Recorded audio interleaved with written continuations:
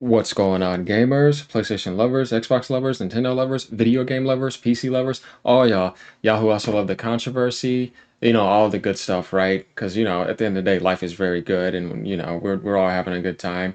Even if you don't agree with me, life is like that. You're always going to have people on the other end.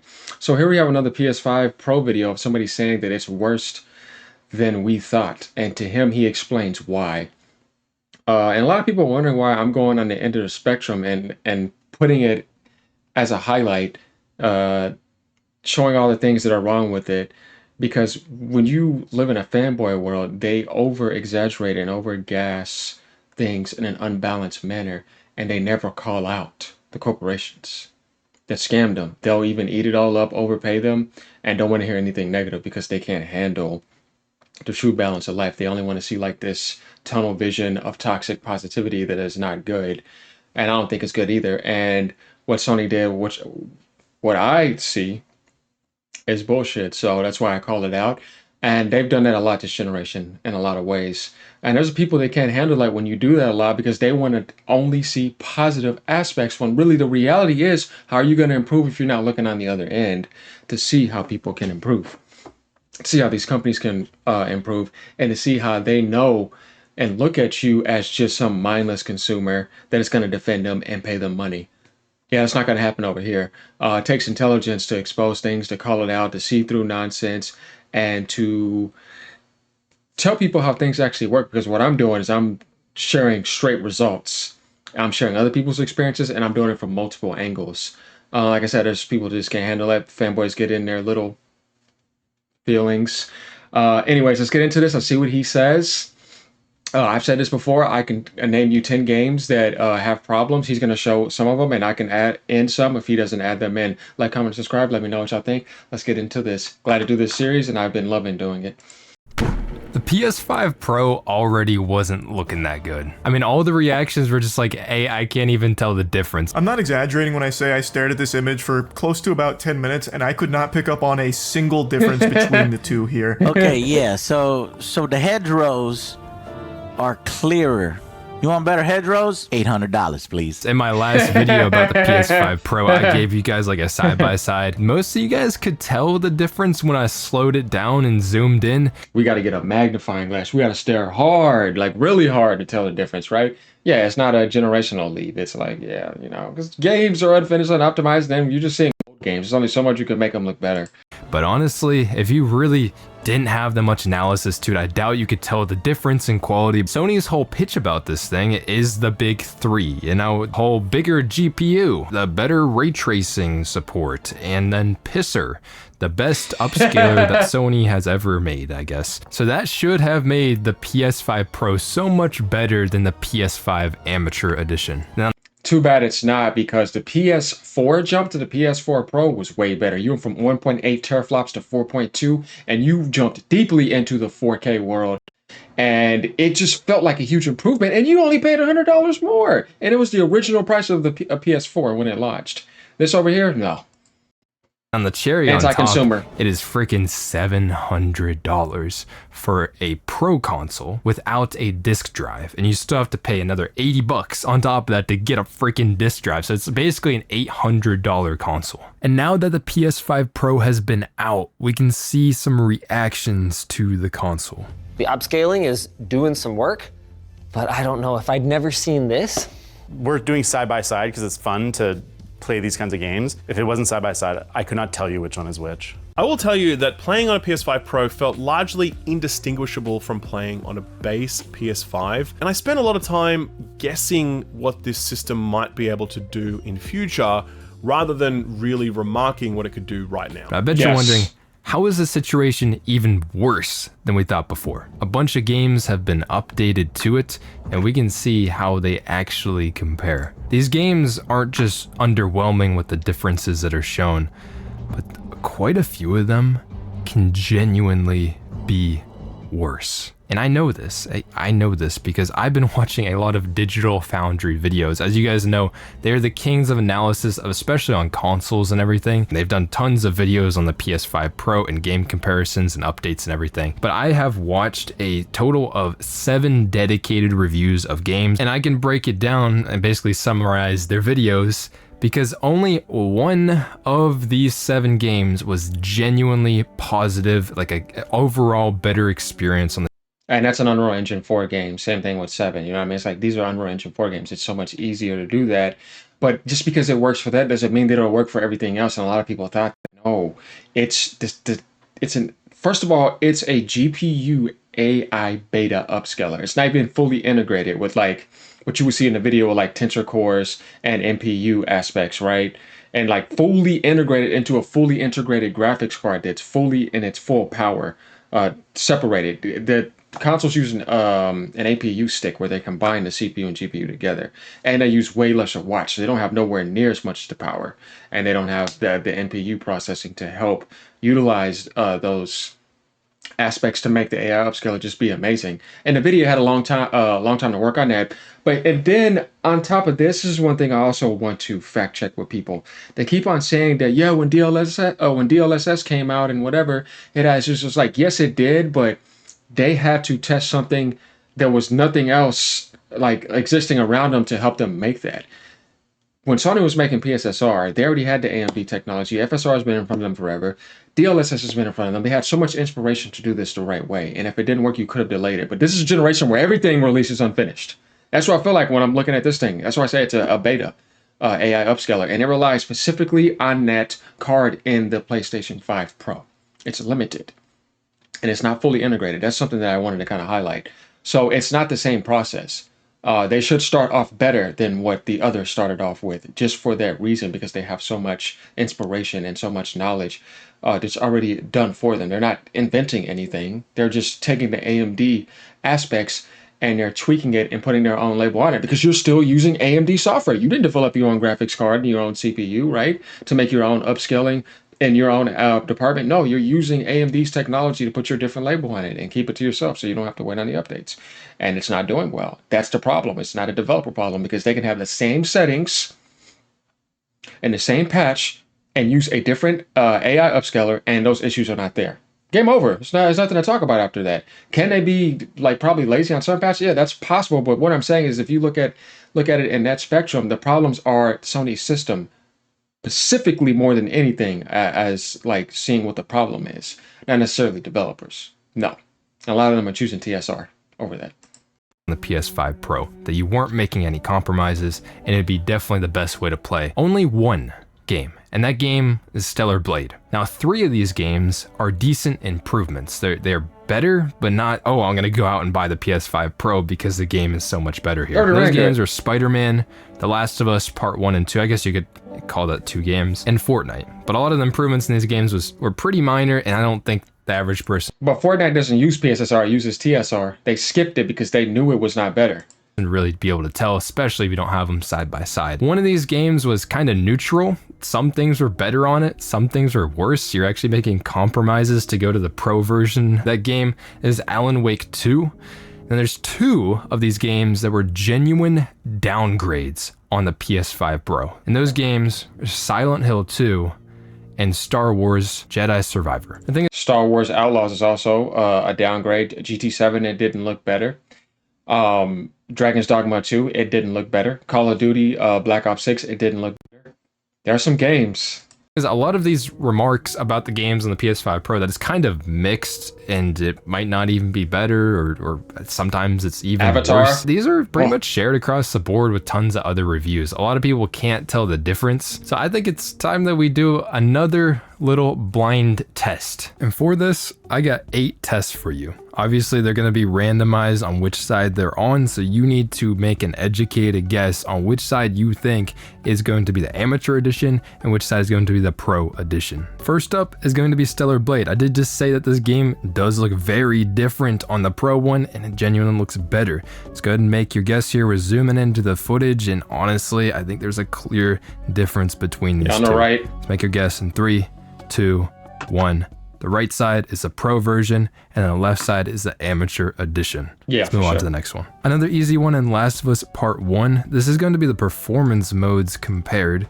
So go ahead and make your guesses. I think 1 does look better here. There's Easy. a lot more detail, at least from what I can make out. But make your guess in 3, 2, 1. The left one is the Pro Edition, and then the right one is the Amateur Edition. And next up we have Silent Hill 2. And this is going to be the quality mode for these, which means it runs at 30 FPS. When you see that shimmering, that's a PSSR issue. There's nothing wrong with the Pro GPU, by the way, and there's nothing wrong with people enjoying this console. No, this is me just highlighting this, as I said at the beginning of the video, because Sony should have told y'all about these problems. They should have been more honest and open about that, but they don't care to. They just want to sell it and put that label on there and get people to advertise their AI upscaler. Yes, first, and then I'll be showing the performance mode after. Revealing in 3, 2, 1. The left side is the Pro Edition, and then the right side is the Amateur Edition. Did you get it right? And now we have Silent Hill 2, but on the performance mode, which is getting 60 FPS, but has to take advantage of more upscaling in order to do so. So make your guess in 3, 2, 1. The left side is the Pro one, and the right side is the Amateur one. Again, did I get you on that? Like, I kept them the same. Am I crazy here? Doesn't the Pro version of this look so much worse? It's crazy. Now, here's Alan Wake 2 on the performance mode, and you can see probably some differences here. It's just standing still between these two modes. The main difference here is going to be the upscaling. Revealing in 3, 2, 1. The left side is the Amateur one. I got you there. And then the right side is the Pro version. Did you get that one right? Now let's go ahead and move on to the quality version of Alan Wake 2. Similar here, you'll actually notice some other graphical tweaks as well on the Pro version. So we're gonna reveal it in 3, 2, okay, look at this right here. The left side is the Pro version, and then the right side is the Amateur that edition. You can tell. The biggest addition here is the ray trace reflections on those reflective surfaces and all of that. You might have not even cared about it. You might have noticed it, but not cared, but that's the difference. Here is Fortnite, everybody's most favoritist realistic game that shows off all graphical capabilities. You can see some obvious detail when it comes to the reflections here, and that might sway you a little bit on that decision. Gonna reveal it in 3, 2, 1. The left side is the Pro version and the right side is the Amateur. And lastly, we have Star Wars Jedi Survivor. Pro. This one is an odd ball. There it is. Your rough thoughts. It's literally just standing still right here, and I think there's an obvious difference. And you see, that shouldn't be the case, right? Because that's not what you're getting it for. Between the two, the right side is the Pro version and the left side is the Amateur edition. So out of all these 8 tests, how many did you get? Can you actually tell the difference between these games? Even if you did, was the Pro version actually better than the Amateur edition, especially for $700? You may ask, why are some of these games better or worse on the new PS5 Pro compared? And I can add in some things too. Guys, so it's like you're playing for PSSR, right? And there's some people that probably only play a few games because there's a balance here. Not everybody needs the 2 terabyte. Some people didn't need 2 terabytes of SSDs. They enforced that so they can jack the price up by $150, $160. You know what I mean? And then they took out the hard drive too and still like charge you $740. And then you're supposed to be getting PSSR with that, right? So there's somebody that don't care about 2 terabytes, and then on top of that, the PSSR is not working. So $700 to some people can feel like a scam. I'm telling you, it should have been $599. They should have done the right thing. It would have been selling like hotcakes, and you would have been making more profit. But they didn't do that because, not just Concord tax. No, they were going to do this anyways. But like I said, is $700 really a lot? That's not what this is about. It's about, is it a good deal or not? Because I have a high-end PC, obviously. I have the PlayStation 5 right here. You know what I mean? I have my Xbox controllers over there, my Switch controller over there. And you can go spend like $1,500 or $2,000 on a PC, but you know what you're going to be getting. That's not the point. The point for consoles is that, is this entry level like optimized the price and balanced to where I know I can just at least enjoy the games, because some people don't care about hyper details. And no, it's not. Not even for a midget. No, like I said, it should have been $600. Compared to the older one, because basically what Sony's pitch is that you can get fidelity quality graphics at 60 FPS, and you don't really have to worry about the performance mode anymore, which kind of kills the decision of having to choose between modes, which I think is actually a very good selling point. Just the increased performance, the better upscaling and stuff makes it a much, You can't like, even more turn off achievable PSSR either. goal. But in reality, I thought it was super weird. This didn't get simpler on the PS5 Pro. Actually, a lot of the games out there have like 4 or 5 plus like quality modes, graphics modes that are in the game, and it's just like a lot of settings, especially for a console, and it's starting to make console honestly look a lot more like PC at this point. I don't Yeah, at this point, guys, do you understand why we're still living at this point of them trying to be like PCs? Why not just give you more settings and sliders to adjust and figure out what you want for yourself and have a system that shows your FPS on the screen? Doesn't that sound like a good idea? They haven't done it though. Instead of just waiting on this fixed patch that they could just mess up. No, just give them the driver updates and then just allow them to do that. And it's with fixed specs because it's a PC anyways with a console label on it. don't know how they managed to make this more confusing than it should have been. Yeah. But honestly, what makes it worse on the PS5 Pro is that the performance of this new console, this new $700 Wi-Fi router thing, it still doesn't have enough performance. Like in Alan Wake 2, for example, they chose to up the graphics quality because they have more graphics horsepower on the console. Yeah. And now Performance Pro mode of the game actually gets worse performance than the base model of it. And then the graphic settings that they've increased, you can't even tell what they did a lot of the time, at least for most people. I don't think most people would care. On the PS5 Pro, they still allow you to play at 30 FPS for some reason.